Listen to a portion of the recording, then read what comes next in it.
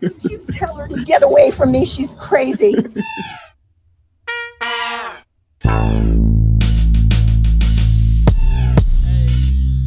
This we talk about a lot in this country, but we never talk about the causes of that.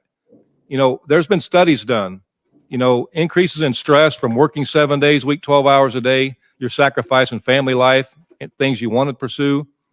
It causes an increase in cortisol levels, which lead to heart disease, cancer, strokes. But given all those facts, if someone is lucky enough to get to retire, typically when they've worked themselves to death their entire life, they face knee replacements, hip replacements, shoulder surgeries, and the rest of their lives figuring out how they're going to survive.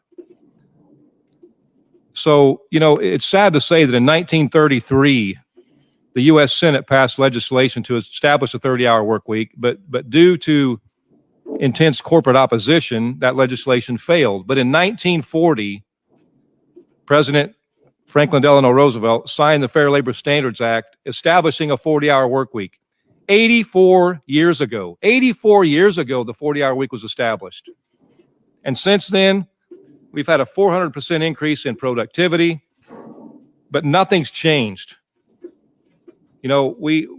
That was why we had in our Big Three campaign, we had our stand-up strike. We raised the flag for a 32-hour work week. This isn't just a union issue, contrary to what some people want to talk about. This is a working class issue. And that's why 75% of America, we have a mental health crisis we talk about a lot in this country, but we never talk about the causes of that.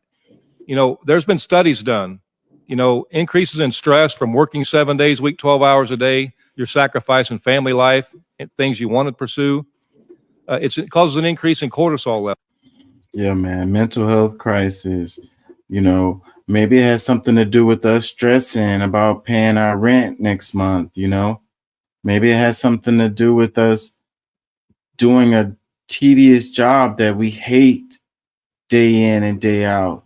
Because if we don't do it, we're going to be homeless, maybe it has something to do with us being lonely, because we don't have time to have a social life, It says Bernie Sanders is holding a Senate hearing today on making 32-hour work week with no reduction in pay the standard in America. UAW President Shawn Fain is testifying, and he says, those who profit off the labor of others have all the time in the world, while those who make this country run, the people who build the products and contribute to the labor, have less and less time for themselves, for their families, and for their lives. Work-life balance is a thing, when you have a really good job here, like a white collar job or whatever, and when you come in and do the interview, work-life balance is mentioned. You talk about it. How far away do you work? How much time do you get to spend? You're going to be able to take the kids to the baseball game. You're going to be able to go to your daughter's recital or whatever. For us at the bottom, that is not a part of the thing. We get sick, we got to go to work. We don't get to take our kids to the recital.